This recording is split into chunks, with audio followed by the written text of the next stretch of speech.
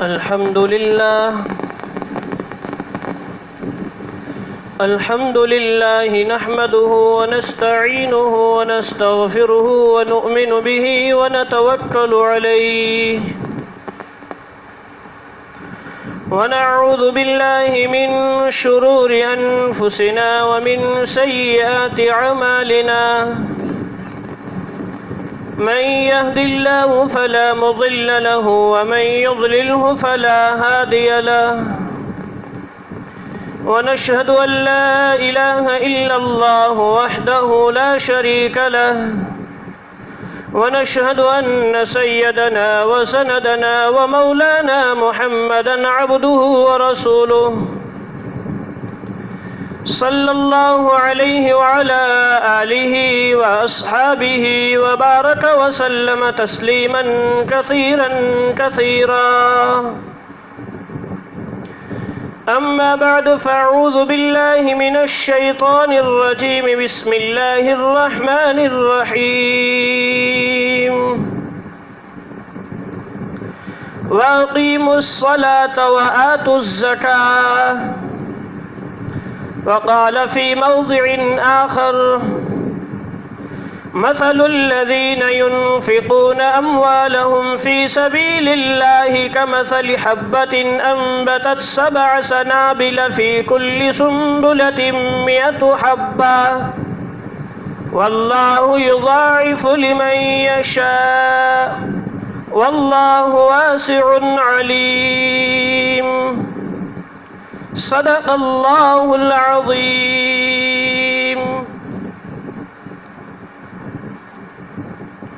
محترم میرے دینی و ایمانی بھائیوں،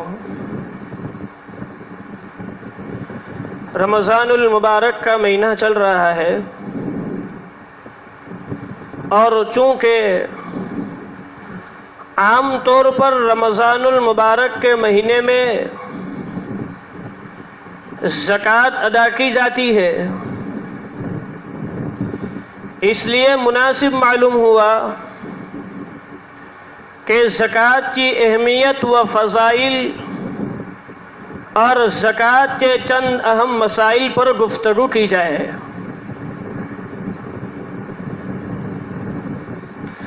زکوٰۃ کے لغت میں 2 معنی آتے ہیں۔ زکوٰۃ کا ایک معنی آتا ہے پاک کرنا،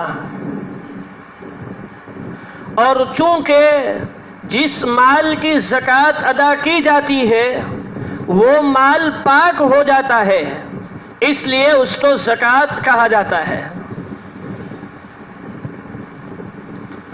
اور زکوٰۃ کا دوسرا معنی ہے بڑھنا، زیادہ ہونا، اور چونکہ جس مال کی زکوٰۃ ادا کی جاتی ہے اس مال میں برکت ہوتی ہے، وہ مال اللہ کے نزدیک بڑھتا ہے، زیادہ ہوتا ہے، اس لیے اس کو زکوٰۃ کہا جاتا ہے۔ زکوٰۃ یہ اسلام کے 5 ارکان میں سے ایک رکن ہے، اسلام کے 5 ستون میں سے ایک ستون ہے۔ جس طرح اللہ تبارک و تعالی نے بندے پر نماز تو فرض کیا ہے، اسی طرح اللہ تبارک و تعالی نے بندے پر زکوٰۃ بھی فرض کی ہے۔ قرآن مجید میں بے شمار جگہوں پر اللہ تبارک و تعالی نے زکوٰۃ کو نماز کے ساتھ بیان فرمایا ہے۔ اللہ تبارک و تعالی نے قرآن مجید میں فرمایا وَأَقِيمُوا الصَّلَاةَ وَآتُوا الزَّكَاةَ، نماز قائم کرو اور زکوٰۃ ادا کرو۔ معلوم ہوا کہ بندے پر جس طرح نماز ادا کرنا ضروری ہے، فرض ہے، اسی طرح زکوٰۃ ادا کرنا بھی ضروری ہے اور فرض ہے۔ نماز یہ جسمانی عبادت ہے، انسان نماز کو اپنے جسم کے ذریعے ادا کرتا ہے، اور زکوٰۃ یہ مالی عبادت ہے، انسان اس کو اپنے مال کے ذریعے ادا کرتا ہے۔ لہذا اللہ تبارک و تعالی نے بندے پر زکوٰۃ تو فرض قرار دیا ہے، اور زکوٰۃ ادا کرنے پر اللہ تبارک و تعالی نے فضائل بھی بیان فرمائے ہیں، اور زکوٰۃ ادا نہ کرنے پر اللہ تبارک و تعالی نے قرآن مجید میں سخت وعیدیں بھی بیان فرمائی ہے۔ اللہ تبارک و تعالی نے قرآن مجید میں زکوٰۃ ادا کرنے پر فضائل بیان کرتے ہوئے فرمایا، مثل الذین ينفقون اموالهم فی سبیل اللہ کمثل حبۃ انبتت 7 سنابل فی کل سنبلۃ 100 حبہ۔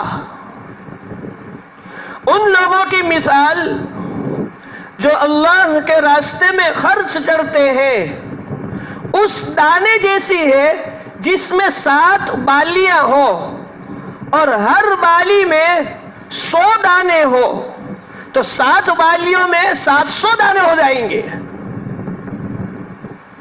مفسرین فرماتے ہیں کہ جو بندہ اللہ کے راستے میں 1 روپیہ خرچ کرے گا، اللہ تبارک و تعالی اس کو 700 گنا ثواب عطا فرمائیں گے۔ 700 روپیہ خرچ کرنے کے بعد اللہ تبارک و تعالی اس کو اجر عطا فرمائیں گے۔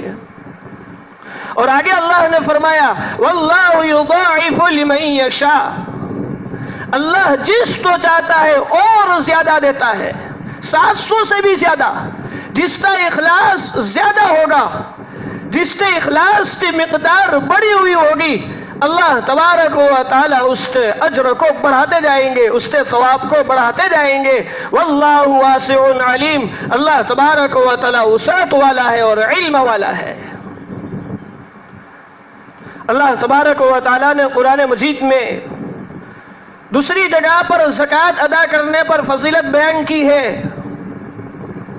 یمحق اللہ الربا ویربی الصدقات، اللہ تبارک و تعالی سود کو مٹاتے ہیں، بیاج کو مٹاتے ہیں، ویربی الصدقات، اور صدقات کو بڑھاتے ہیں، زکوٰۃ کو بڑھاتے ہیں۔ یعنی جو شخص زکوٰۃ ادا کرتا ہے، جو شخص صدقہ اور خیرات کرتا ہے، اللہ تبارک و تعالی اس کے مال میں برکت نصیب کرتے ہیں۔ اور برکت کا مطلب کیا ہے؟ برکت کا مطلب یہ ہے کہ مال اگرچہ تھوڑا سا ہے لیکن اس سے تمام ضروریاتیں پوری ہو جائے، یہ ہے مال میں برکت کا پیدا ہونا۔ آج ہم نے برکت کا مطلب غلط سمجھ لیا ہے۔ ہم برکت کا مطلب سمجھتے ہیں کہ مال کا زیادہ ہونا، مال کا بڑھ جانا، یہ برکت کا مطلب نہیں ہے۔ اگر مال زیادہ ہے، مال بڑھ گیا لیکن اس سے ضروریات پوری نہیں ہو رہی ہے، تو یہ مال میں برکت نہ ہوئی۔ مال میں برکت ہونے کا مطلب یہ ہے کہ مال تھوڑا سا ہے لیکن اللہ تبارک و تعالی اس سے تمام ضروری چیزیں پوری فرماتا ہے، تو یہ مال میں برکت ہے۔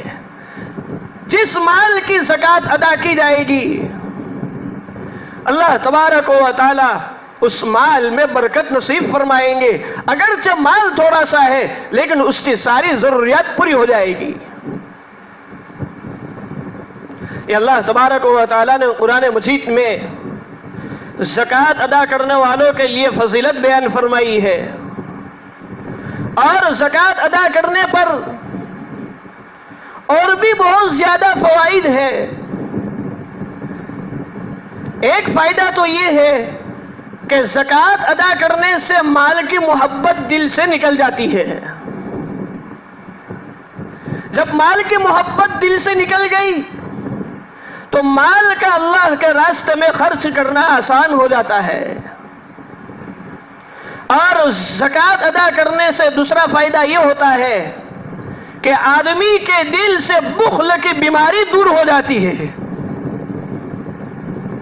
بخل کی بیماری یہ خطرناک بیماری ہے، اس سے آدمی کو کمزوری ہو جاتی ہے۔ تو زکوٰۃ ادا کرنے سے اللہ تبارک و تعالیٰ دل سے بخل کو دور کر دیتا ہے. آدمی بخیل نہیں ہوتا ہے، کنجوس نہیں ہوتا ہے. اس لیے ہمیں چاہیے کہ زکوٰۃ ہم صحیح طریقے سے ادا کریں. اور جہاں پر اللہ تبارک و تعالیٰ نے زکوٰۃ ادا کرنے پر فضائل بیان فرمائے ہیں، وہیں پر اللہ تبارک و تعالیٰ نے زکوٰۃ ادا نہ کرنے پر وعید بھی بیان فرمائی ہے. اللہ تبارک و تعالیٰ نے قرآن مجید میں دوسری جگہ پر ارشاد فرمایا والذین یکنزون الذهب والفضة ولا ينفقونها في سبيل الله فبشرهم بعذاب علیم. وہ لوگ جو سونا اور چاندی کو جمع کرتے ہیں ولا ينفقونها في سبيل اللہ، اور اللہ کے راستے میں خرچ نہیں کرتے ہیں، فبشرهم بعذاب علیم. اے نبی جی آپ ان کو دردناک عذاب کی خوشخبری سنا دیجئے. کیا دردناک عذاب ہوگا؟ اللہ تبارک و تعالیٰ نے آگے فرمایا یوم یحما علیہا فی نار جہنم فتکوی بہا جباہہم وجنوبہم وظہورہم ھذا ما کنزتم لانفسکم فذوقوا ما کنتم تکنزون. آپ ان کو دردناک عذاب کی خوشخبری سنا دیجئے. دردناک عذاب کیا ہوگا؟ وہ مال جس کی زکوٰۃ ادا نہیں کی گئی، اس مال کو جہنم کی آگ میں تپایا جائے گا، گرم کیا جائے گا. جیسے لوہے کو آگ پر تپایا جاتا ہے، گرم کیا جاتا ہے تو وہ سخت گرم ہو جاتا ہے. اسی طرح جس مال کی زکوٰۃ ادا نہیں کی جائے گی، اس مال کو جہنم کی آگ میں تپایا جائے گا، گرم کیا جائے گا. پھر فتکوی بہا جباہہم، اس مال کے ذریعے اس کی پیشانی کو داغا جائے گا، وجنوبہم، اور اس کے پہلو کو داغا جائے گا، وظہورہم، اور اس مال سے اس کی پشت کو داغا جائے گا. اور کہا جائے گا ھذا ما کنزتم لانفسکم فذوقوا ما کنتم تکنزون. یہ وہ مال ہے جس کو تو اپنے لیے جمع کرتا تھا. فذوقوا ما کنتم تکنزون، اس کو چکھو جس کو تم جمع کیا کرتے تھے. لہذا اگر ہمارے مال کی زکوٰۃ ادا نہیں ہوئی تو ہمارے مال کو بھی جہنم کی آگ پر تپایا جائے گا، اور ہماری پیشانی کو، ہمارے پہلو کو اور ہماری پشت کو اس مال کے ذریعے داغا جائے گا. اس لیے ہم زکوٰۃ ادا کرنے میں ذرہ برابر کوتاہی نہ کریں، زکوٰۃ ادا کرنے میں ذرہ برابر غلطی نہ کریں. ہم شریعت مطہرہ کے مطابق صحیح طریقے سے زکوٰۃ ادا کرنے کی کوشش کریں. حدیث شریف میں بھی آیا ہے، حضرت عائشہ صدیقہ رضی اللہ عنہا نے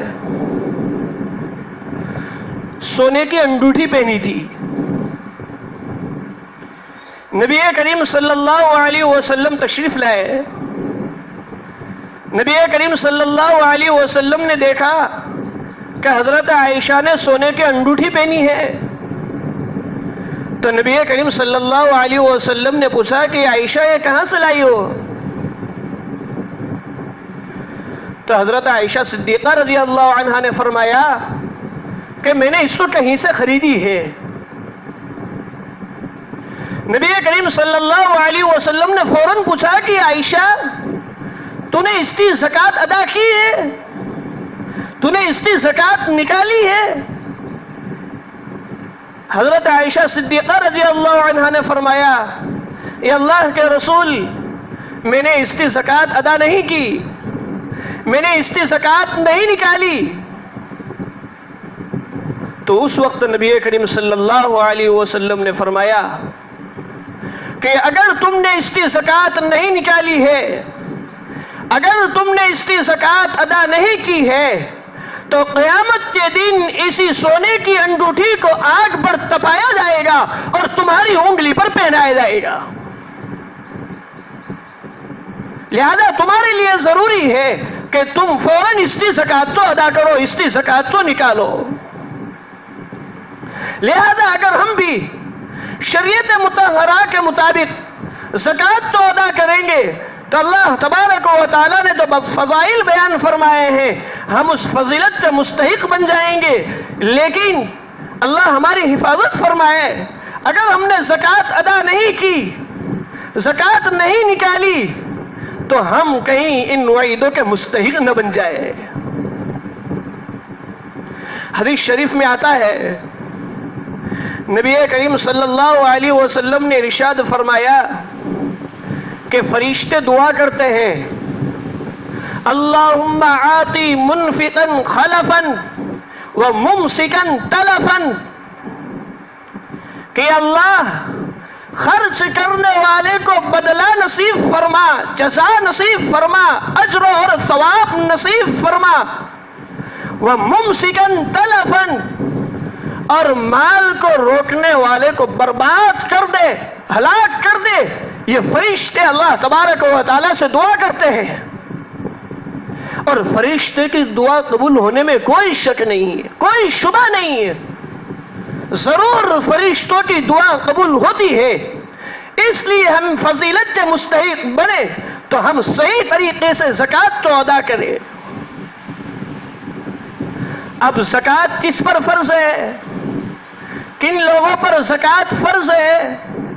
کن لوگوں کو زکات دینی چاہیے؟ کون لوگ زکات کے مستحق ہے؟ ہم اس کو برابر سمجھے.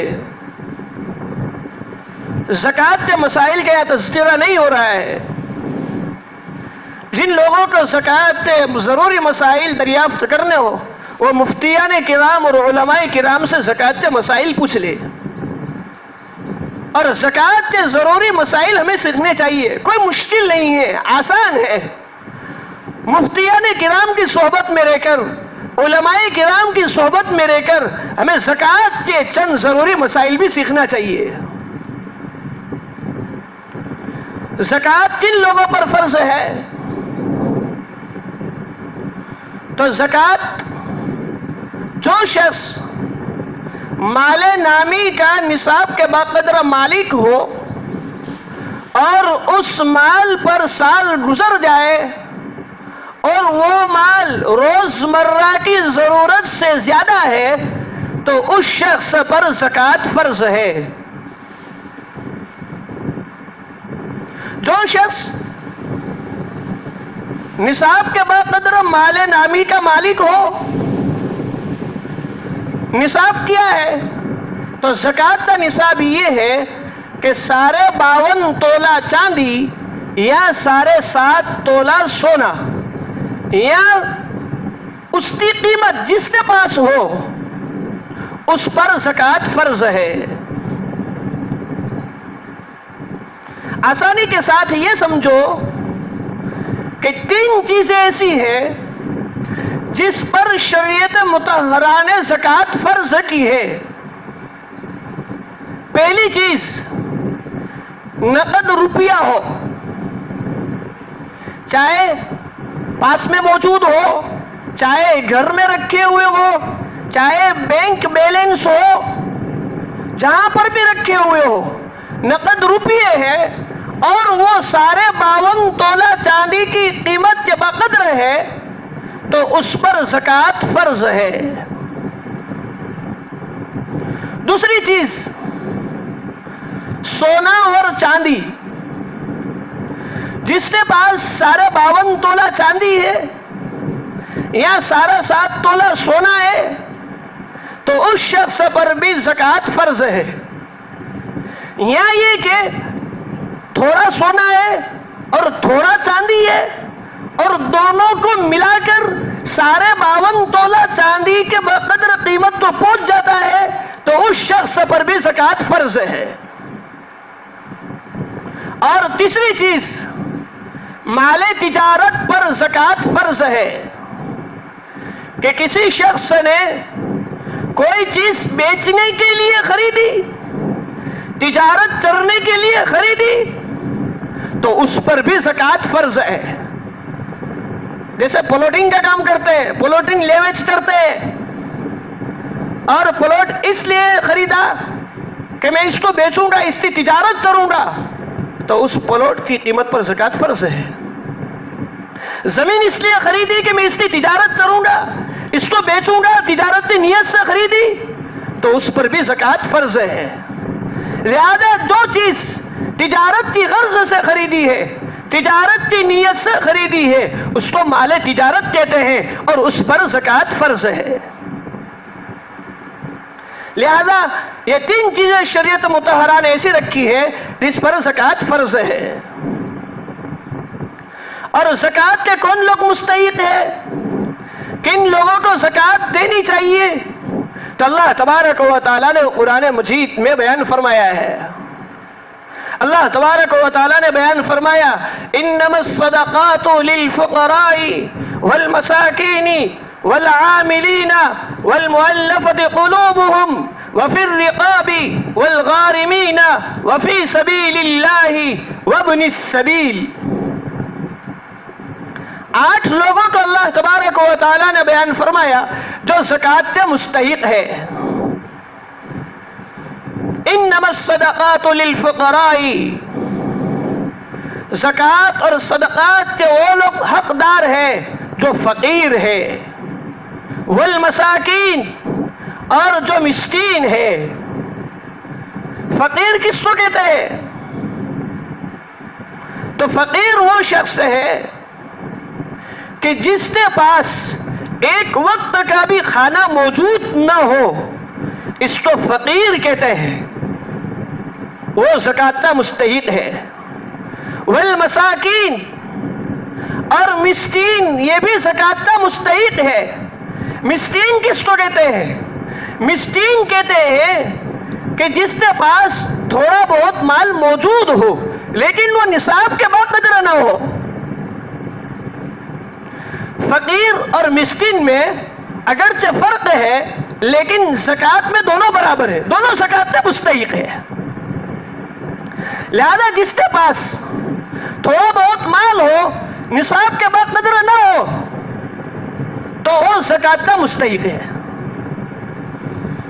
مفسرین فرماتے ہیں کہ دونوں کا خلاصہ یہ ہوا کہ جس کے پاس ایک دن کا کھانا موجود ہے تو وہ شخص زکوٰۃ کا مستحق ہے، اس کو زکوٰۃ دی جائے۔ اور اللہ تبارک و تعالیٰ نے تیسرا بیان فرمایا، انما الصدقات للفقراء والمساکین والعاملین، اور جو زکوٰۃ کو وصول کرتے ہیں اور مستحق تک پہنچاتے ہیں۔ ابتدائی اسلام میں حکومت اسلام کی جانب سے طے ہوتا تھا کہ ایک آدمی لوگوں کے پاس جاتا تھا، ان سے زکوٰۃ وصول کرتا تھا اور پھر زکوٰۃ وصول کر کے مستحق تک پہنچاتا تھا۔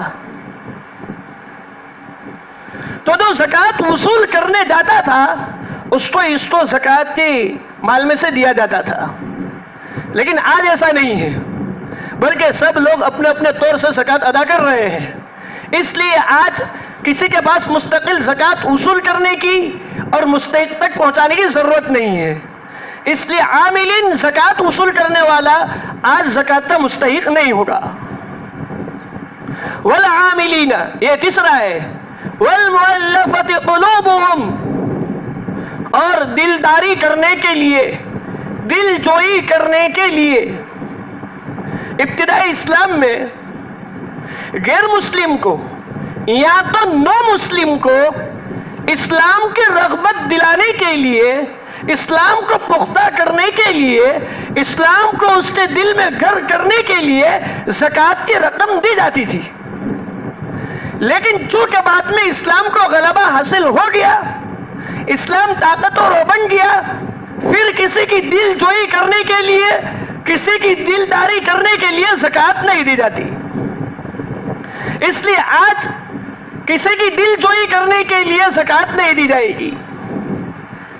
والمؤلفۃ قلوبهم وفی الرقاب، گردن چھڑانے میں پہلے زمانے میں جنگ ہوتی تھی اور چونکہ کبھی شکست ہوتی تھی، ہار ہوتی تھی، تو ہمارا بھائی غلام بن جاتا تھا، تو اس کی گردن چھڑانے میں زکوٰۃ کی رقم دینی ہو تو دینی پڑتی تھی، تو زکوٰۃ اس کو دی جائے۔ لیکن چونکہ آج غلامی کا رواج نہیں ہے، آج غلام نہیں ہے، اس لیے آج یہ اس سے خارج ہو جائے گا، لہذا وفی الرقاب یہاں شمار نہیں کیا جائے گا۔ وفی الرقاب والغارمین، اور قرض دار کو زکوٰۃ دی جائے گی۔ جو بیچارہ قرض میں ڈوبا ہوا ہے، اور مفسرین فرماتے ہیں کہ قرض میں اتنا ڈوبا ہوا ہے کہ اس کا سارا سامان بیچ دے پھر بھی قرض پورا نہیں ہو رہا ہے، قرض ادا نہیں ہو رہا ہے، تو اس شخص کو زکوٰۃ دی جائے گی اور اس کو قرض سے نجات دلائی جائے گی۔ وفی سبیل اللہ، اور اللہ کے راستے میں زکوٰۃ دی جائے گی۔ اللہ کے راستے سے مراد عام طور پر جہاد مراد لیا جاتا ہے، لیکن مدارس میں دے دی جائے تو بھی زکوٰۃ ادا ہو جائے گی۔ اور وابن السبیل، مسافر کو زکوٰۃ دی جائے گی۔ جو بیچارہ سفر میں ہے لیکن پاس میں روپے پیسے موجود نہیں ہے، اگرچہ گھر پہ مالدار ہے، گھر پہ پراپرٹی بہت ساری موجود ہے، لیکن سفر میں لاچار ہے، روپے پیسے نہیں ہے، اور ابھی کے زمانے میں اے ٹی ایم کارڈ بھی ساتھ میں موجود نہیں ہے، تو ایسے شخص کو زکوٰۃ دی جائے گی، وہ شخص زکوٰۃ کا مستحق ہوگا۔ لیکن اللہ تبارک و تعالیٰ نے پہلے نمبر پر فقراء اور مسکین کو رکھا ہے۔ فقراء اور مسکین کا زیادہ حق بنتا ہے، ہم تحقیق کر کے زکوٰۃ ادا کریں، کون فقیر ہے، کون مسکین ہے، کون زکوٰۃ لینے کا مستحق ہے، کس کو زکوٰۃ دی جائے، پوری برابر ہم تحقیق کریں اور اس کے بعد زکوٰۃ ادا کریں۔ تحقیق نہیں کی، بغیر تحقیق کے زکوٰۃ ادا کر دی اور وہ ایسے شخص کے پاس پہنچ گئی تو زکوٰۃ کا مستحق نہیں ہے، تو ہماری زکوٰۃ ادا نہیں ہوگی۔ اس لیے ہم تحقیق کریں، اور تحقیق ہے تو ہم فقیر اور مسکین کو پہلے نمبر پر زکوٰۃ ادا کریں۔ ہم خیال رکھیں اس کا، اور زکوٰۃ کے جو ضروری مسائل جس کو بھی پوچھنا ہو وہ علماء کرام سے اور مفتیان کرام سے پوچھ لے۔ ہم پوچھنے کی عادت اپنے اندر ڈالیں، ہم زکوٰۃ کے مسائل پوچھتے نہیں ہیں، بلکہ ہم میں سے بہت سے ایسے ہوں گے جو زکوٰۃ نکالتے ہی نہیں ہوں گے۔ اس لیے ہم کوشش کریں، عزم مصمم کریں، جس پر بھی زکوٰۃ فرض ہو وہ اللہ کے واسطے اپنی زکوٰۃ ادا کر دے۔